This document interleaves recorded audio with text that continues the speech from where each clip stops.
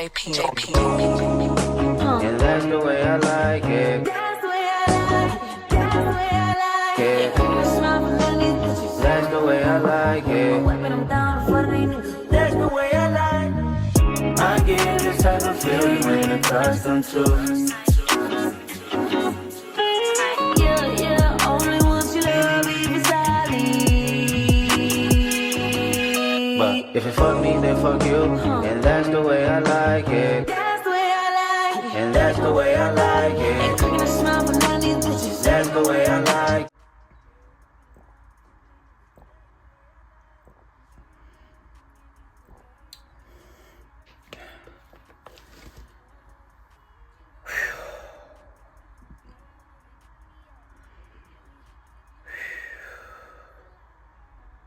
Fucking stress off, that's my only advice. I take it.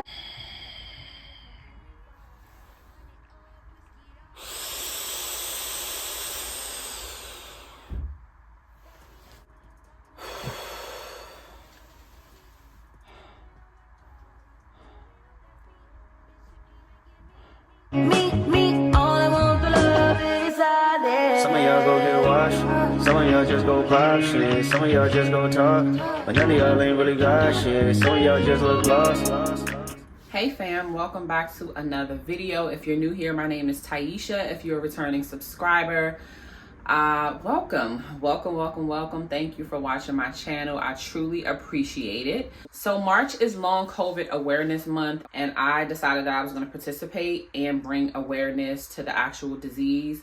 So every week, show you guys what my symptoms actually look like, the good, the bad, the ugly. I had stopped sharing any information about my disease, what my symptoms look like, what my actual life looks like, because I live it every day. It wasn't good for me. It wasn't good for me to continue down that road mentally. It was taking me into a dark space. I mean, I live it every day. So to live it every day and then to talk about it and share with everybody else, I wasn't the person to be able to do that anymore. I was going to say I wasn't strong enough to do it anymore. I just felt like that wasn't my purpose any longer. Like, my purpose was to live the disease, try my best to spread awareness on how to cope with and live with a chronic disease, but still thrive. But I think oftentimes that gave people the impression that, oh, she's doing fine, she looks good, which means that I was doing my job. I was serving my purpose, which is, you know, showing you how to endure suffering with grace and focusing on the Lord, and He'll give me everything that I need, which is peace and joy and the armor that I need to be able to withstand the suffering that I'm in every day. Yeah, so for the month of March, I'm just going to share with you guys, like I said, the real raw, uncut rawness that I am. It may get a little ugly. That's my life. I think my first video should be just to kind of backtrack a little bit and tell you guys how I contracted this disease and how I found out that I had long COVID. So I'm a registered nurse, and I worked as a home care nurse at the time in October. This is October 2020. We were getting mixed information from our superiors versus what the government was saying, and like comfort masks versus N95 and what was appropriate to enter into somebody's home. It was just messed up. Let's just say that. It was really messed up because, of course, the hospitals had to get what they could get during the shortage of equipment. The hospitals had to get what they could get first. And I understand that. I was taking care of this lady. She was a frequent flyer, is what we call them. So I saw her multiple times throughout the years. And she had congestive heart failure. And I say that because nurses watching this will understand. So this lady already had a chronic cough. There was no need for me to be concerned about her cough, because this is how, you know, this is how she always presented. When I walked in, they told me that her and her husband and granddaughter were diagnosed with COVID-19, but that was a week ago, and they were cleared by the health department. They showed me letters, because I'm like, okay, well, let me stay over here now. But I'm already in the house at this point with this airborne disease. She proceeds to tell me that the health department had cleared them. And I'm like, okay. At this point, we were well beyond the, okay, well, if the patient is symptomatic, retest and da da da. At this point, it's like, okay, if you have COVID and you have gone, I think it was like 10 to 14 days at this point, then you can go on about your business. Like, they were free to go out into the world. That is exactly what this letter said. I'm paraphrasing, but that's what the letter said. This person is free to go out and do XYZ. You know, they don't have to quarantine anymore. Literally I would say about 5 to 7 days later, I became symptomatic. So during the pandemic, I was exercising, like me and my husband were exercising like crazy. I just felt like that was also gonna be a plus for me, you know, to just be healthy, the healthiest version of myself. So this particular week, I was taking a mental health break from everything. I was going to do nothing on my off days. I had this sharp pain in my lung. Because I'm talking to people who may not be medical. So I had this sharp pain in my right lung. Every time I would breathe, this pain would kind of like shoot up the back of my lung like such. And if you know how the lungs are shaped, then you understand what I'm saying. So initially, I didn't think COVID. I was just trying to figure out what the hell was going on, because I was like, I was sitting watching TV. I remember having my foot on my ottoman, and I'm watching TV and I'm relaxing, and this pain just comes out of nowhere. The pain progresses over the next couple of hours to the point that I'm now crying. I have a extremely high pain tolerance, extremely high. So to bring me to tears takes a lot of pain. This pain was just intense and weird, and it's hard for me to describe even to this day. I got my heating pad, put my heating pad on, and I'm like, you know, I don't feel like it's a need to go to the hospital, but I'm sitting back and I'm thinking like I didn't exercise, I wasn't weightlifting. So none of that is the issue. Later at night, I think I laid down and I began having chills, and that's when I got scared. I was like, okay. Because at the time, everything in the news about COVID was having this chest pain. And I remember this to a T. That was like the number one thing. Like, if you have this chest pain, it wasn't like heart pain. It was like chest pain. That's how they were describing it. Like thoracic, chest, rib cage pain. So I'm like, no. So I ended up taking like a Tylenol, Motrin, go to sleep. And then the next day I had to work. So I was like, okay, if I have these symptoms again, I'm going to go to the emergency room. I woke up and I felt good. I mean, I felt jolly. I had my oatmeal, y'all. I was ready to go to work, get my day out the way, everything. I get to my patient. I remember exactly where he was, like where he lived. And I'm talking to him, and we, you know, and him and his caregiver. And then I started not feeling good. I mean, and it hit me so quick. I was so jolly, and it hit me so quick, probably about 30 minutes into his visit. So I finished his visit. I end up getting in my car. In my car, I was like, let me take my temperature. I'm taking my temperature in my car, and I have a slight fever. And of course, the pain came back in my chest. So I was like, it's not safe for me to see other patients. I don't want to infect anybody in case, you know, I have COVID. But I'm going to go to the emergency room because I was near the hospital at the time. So I called my supervisor, let her know I wasn't going to be able to see the rest of my patients and that I was going to go to the ER.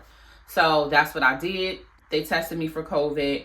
This is at the time where tests weren't really reliable, still in October 2020. So they tested me. Both of my tests were negative, but I had all of the COVID symptoms. So they diagnosed me with acute COVID-19 syndrome at the time, acute COVID-19. So I went home. I quarantined from my husband and my daughter as much as I could. I could not come out of my room. We had a bathroom in our room. They would leave my husband slept on the couch. So at this point, we're thinking it's like a regular little virus or whatever. A couple days passed by, And I'm like, okay, I'm good. You know, I still didn't feel like 100% myself, but it was like, all right, you know, we just gonna let this thing do what it do, like a normal virus, let it pass. I'm doing all the things I need to do. We still kind of quarantined. We didn't want my daughter to get sick. I'm thinking about after 5 to 7 days, my husband came back into the room. We kind of lifted the quarantine in our actual home. So what I did was try to get back into my workout routine.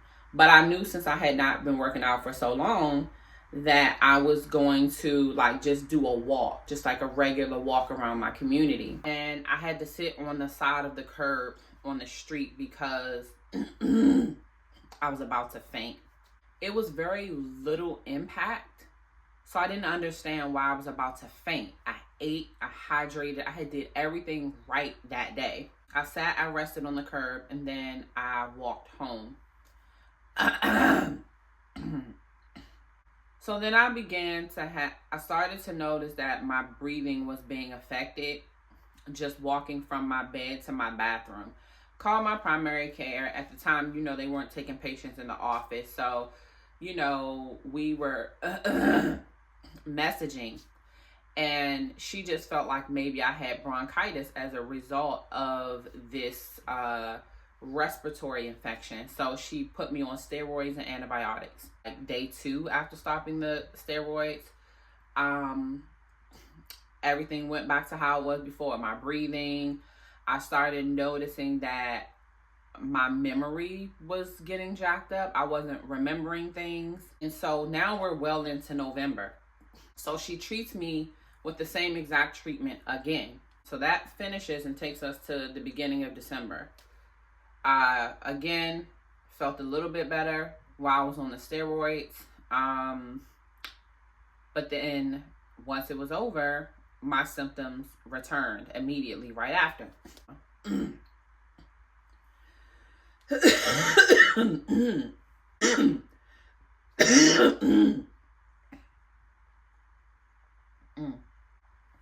I know this may be a little nasty to some of y'all, but again, the goal is to show y'all what my real life is. When I try to talk to my husband or my daughter, when we have conversations, they always stop me and say, okay, we're going to end the conversation right here because this is why. But that causes me to be mentally depressed sometimes. Not as much anymore because I know my limitations and I'm learning to live with the disease. But it still happens because I miss being myself. You know, I miss having a regular conversation about regular life, about regular everyday things. And I have to keep my mouth shut because I get short of breath. And then there's a bunch of mucus and I'm coughing and wheezing. In between time, I think I forgot to tell you guys all about this. In between time, from October to December, I had gone to the hospital 4 times, the ER 4 times for these symptoms. So they were that severe. I totally forgot about that. So they were that severe that made me go to the ER. I hate the ER. I hate the hospital. So for me to go to the ER was like something was really wrong. And then I was going to the ER and I couldn't have my husband with me, but I knew I still needed to go to the ER. So he would drive me and he would have to sit in the car because they wouldn't let a significant other or anybody in with you. So he would sit in the car. And so I had gone to the ER 4 times between this time frame for the symptoms of shortness of breath and the pain in my chest. I don't even remember the other stuff that was going on at the time. Headaches. Oh my God. Okay. So I was having extreme headaches. I mean, and then because of my history of migraines, they tried to make it seem like it was migraines. And I'm like, I know that's not it, you know, because I hadn't had a migraine in years prior to that because I had switched my diet to vegan. So now my symptoms are extremely severe headaches. Like I couldn't even move. So I was basically bedbound because my head was hurting every day, 24 hours a day. So I was going to the ER to get help because I needed something to take that pain away. It was like I needed something to take the pain away. I was also going for the chest pain, and I was going for fevers and chills. So those were my three main symptoms. I felt like I had the flu every day, all the time. So you know how you feel when you first get the flu? Like those first 2 to 3 days, that's how I felt every day, all day. And it wasn't improving. It was not improving. It only improved a little bit when my doctor would give me the antibiotics and the steroids, but that's it. Here we are into December, symptoms are the same. I end up going to instead of going to the hospital, I end up going to urgent care. When I went to urgent care, I met this nice nurse practitioner. She retested me for COVID. I mean, I didn't have COVID at this time. It's 2 months later, so it was negative, of course. But she retested me just to make sure. And she said, "You sound like you're one of those long haulers." And I was like, "What is a long hauler?" She was just, and she wrote it down for me. And she was like, people who have had COVID, but they still have the symptoms, they don't feel like they got better. So that was her basic definition of it. I had never heard of it. I mean, we still in like the pandemic for us, we shut down in March 2020. It's now December 2020. So we still in the thick of it. From what I'm seeing, the world's still closed. So what is a long hauler? Like, how do they know about it? I didn't know what it was. I hadn't heard about it. So I go home and I Google it. And I'm like, oh my God. Oh my God. Oh my God. And most of the information I found about it was a lot of people from New York, who had COVID, and they were experiencing these symptoms. And so I was experiencing the exact same symptoms, like almost every single one of them. She also told me that I should go to a pulmonologist. I went to a pulmonologist. It took me 2 months to get in. In the meantime, while I waited for the pulmonologist, I went to the ER another 2 more times between December 2020 and February of 2021. Luckily for me, I didn't have to be vented or any of that stuff. That's basically my story. Nothing has changed. Let me just say that. Nothing has changed with the exception of my mindset. My symptoms are all the same. I have experimented under supervision of my physicians with particular drugs to try to manage my symptoms. They didn't work. I realized that my immune system is becoming a little bit more delicate. Feels like an autoimmune thing. That's what it feels like to me. It feels like my body is attacking itself. There are things that are still getting worse with me, and I'm almost 5 years into this disease in October. I break out very, very quick. And when I say break out, I'm talking about it's bad breaking out. My breathing, to the point that when I get in my own vehicle or somebody else's vehicle, my breathing starts to get wheezy. I have to wear a mask in people's car. Like, everything has to be super clean. I have to use particular cleaning agents. I have to use particular perfumes. Like, things have become extremely more delicate for me. And if I don't take these particular measures, it'll show up somewhere in that my breathing is jacked up, or I'll get a rash and bumps like a bug bit me, like big bumps, stuff like that. My breathing has gotten worse. So my ability to exercise is very minimal. And my ability to do my hair. I didn't want to shave my hair. I did not want to shave my hair. I miss my hair, I loved my afro. It was my signature look, and I've been contemplating growing my hair back out, but I just don't think I can do it. I can't. I don't have the ability, and even if I paid somebody to do my hair, my scalp is so sensitive. For some reason, I'm having this significant itching, which is something new, and that came in the 4th year. Like, my body itches so extremely bad from scalp to toes. So my husband was on his way home, and it can be a little heavy for me to talk about these types of things in front of him and my daughter, but I will try to get some insight if they want to participate and spread awareness as well into that part as well of my life, like, because my life isn't the only one that changed, but theirs has as well. But I do want to, before I end this part of the video, talk about what my current symptoms are, and I'm not going to remember them all because they're all on my phone and I'm recording on my phone. But the main things that I experience, shortness of breath, chronic cough, wheezing, brain fog, word finding issues come with the brain fog, the memory loss, especially short term. Long term is pretty much fine, but my short term is shot. Joint pain, like anywhere. And the pain in my chest that was happening since day one that took me to the hospital, that has never gone away, ever.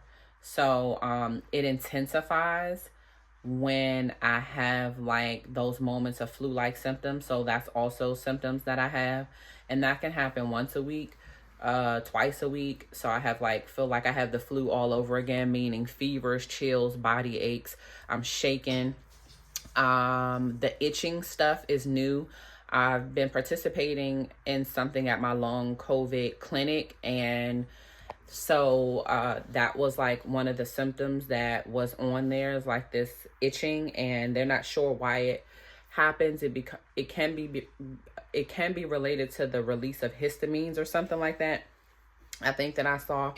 So yeah, the severe itching is new, and like I said, it's in my scalp. I can wash my head, and I wash my head with like this fungal shampoo, because that's what I thought it was at first.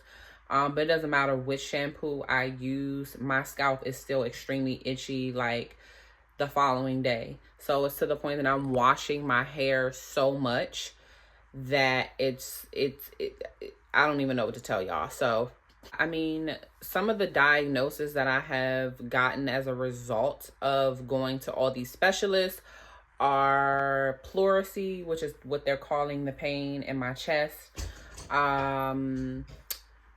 Also, asthma, sleep apnea, dysautonomia, because I get really dizzy, extremely dizzy. Anyways, I will talk to you guys more about it as we go through March for Long COVID Awareness Month. Yeah, those are my basic symptoms. Well, not basic at all. But yeah, and the last thing that I'll say in just this intro to my story, that's why I decided to no longer talk about my symptoms, like dedicate a page to my symptoms. I salute those who are doing it, who have the capacity to do it. I just know it's not for me, because I was in a dark space that I had never been in before, and wanting to no longer live and want to take my own life, and not having those thoughts ever in my life. And it came in like December of 2020. So it was like about 2 months into dealing with this. As a nurse, I knew that I wasn't getting better and that something was wrong. And I was just in so much pain physically that I just didn't want to deal with it anymore.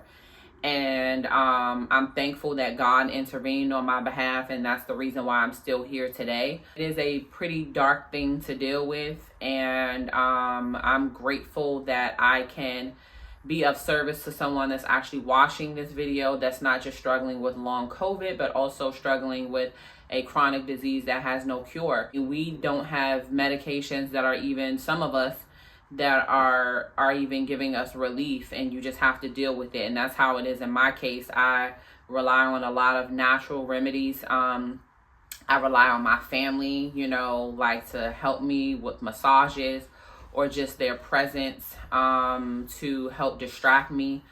So yeah, having a good support system, whether that's one person or 10 people, definitely quality over quantity. So those are the things that I've learned with the help of my therapist, with the help of God first. And so yeah, like I said, things have gotten worse as far as my symptoms. It's like, damn, like over 5 years, can something else happen?